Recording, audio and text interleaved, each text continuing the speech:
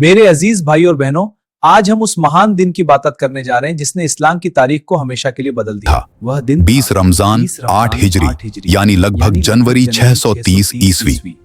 वह दिन जब मक्का फतह हुआ, वह दिन जब काबा में बुतों की जगह तौहीद की आवाज गूंजी, वह दिन जब अल्लाह के रसूल सल्लल्लाहु अलैहि वसल्लम अपने शहर में दाखिल हुए, न इंतकाम लेने के लिए बल्कि रहमत और माफी का पैगाम लेकर। 6 हिजरी में सुलह ए हुदैबिया हुई थी। कुरैश के बीच 10 मुसलमानों और कुरैश के बीच 10 साल का समझौता फतह हुआ। बाहर से यह समझौता मुसलमानों के लिए मुश्किल लगता था, लेकिन अल्लाह ने इसे फतहन मुबीन, खुली जीत कहा। मगर कुरैश ने इस समझौते को तोड़ दिया। बनु बकर, कुरैश के साथी, ने बनु खुजा, मुसलमानों के साथी, पर रात में हमला कर दिया। कई लोग शहीद हुए। बनु खुजा के लोग रोते हुए मदीना पहुंचे और रसूलुल्लाह सल्लल्लाहु अलैहि वसल्लम से मदद मांगी। अब सब्र की हद पूरी हो चुकी थी। अब मक्का की तरफ कदम बढ़ाने का वक्त आ चुका था, लेकिन खून खराबी के बिना, जहां तक मुमकिन हो। रमजान का महीना था। 10 रमजान को रसूलुल्लाह सल्लल्लाहु अलैहि वसल्लम मदीना से 10,000 सहाबा के साथ रवाना हुए। यह उस दौर का सबसे बड़ा इस्लामी लश्कर था। मुहाजिर, अंसार और आसपास के कबीले सब शामिल थे। रसूल सल्लल्लाहु अलैहि वसल्लम ने फरमाया, हम रोजा रखेंगे, लेकिन जब दुश्मन के करीब पहुंचेंगे तो रोजा खोल लेंगे ताकि ताकत बनी रहे। मक्का के पास मर्रुज जहरान में पड़ाव डाला गया। रात में हर सहाबी ने आग जलाई। पहाड़ों पर हजारों रोशनियां चमक उठी। मक्का वालों के दिल कांप उठे।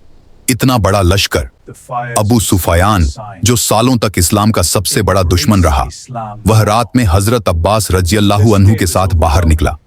जब उसने लश्कर देखा तो उसके पैर कांपने लगे। हजरत अब्बास ने कहा, अब्बू सुफयान, कलमा पढ़ लो, वरना कल कुछ नहीं बचेगा। उसने देखा खालिद बिन वलीद का दस्ता, जुबैर बिन अव्वाम का दस्ता, अली रज़ियल्लाहु अन्हु का दस्ता, और सबसे आखिर में रसूलुल्लाह सल्लल्लाहु अलैहि वसल्लम हरे अमामे में सफेद ऊंट पर सवार। अब्बू सुफियान बोला, ए मोहम्मद, अल्लाह की कसम, आपका लश्कर बहुत बड़ा है। रसूल सल्लल्लाहु अलैहि वसल्लम ने फरमाया, अब भी वक़्त है, कलमा पढ़ लो। और उसने कलमा पढ़ लिया, अशहदु अल्ला इलाहा इल्लल्लाह व शहदु अन्ना मुहम्मदुर रसूलुल्लाह, और वह मुसलमान बन गया। 20 रमजान को इस्लामी लश्कर मक्का में दाखिल हुआ। सिर्फ कुछ जगह हल्की झड़प हुई।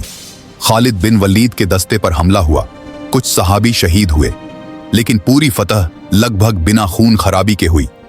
रसूलुल्लाह सल्लल्लाहु अलैहि वसल्लम सर झुकाए हुए अल्लाह का शुक्र अदा करते हुए मक्का में दाखिल हुए। कोई घमंड नहीं, कोई तकब्बुर नहीं। काबा के अंदर 360 बुत रखे थे।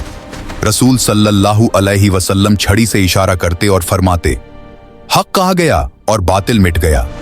बेशक बातिल मिटने के लिए ही होता है। एक एक करके बुत गिरते गए।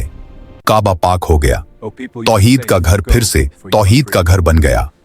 फिर रसूल सल्लल्लाहु अलैहि वसल्लम ने कुरैश को इकट्ठा किया और पूछा, आज तुम क्या सोचते हो, मैं तुम्हारे साथ क्या करूंगा? सब चुप थे, डर से कांप रहे थे।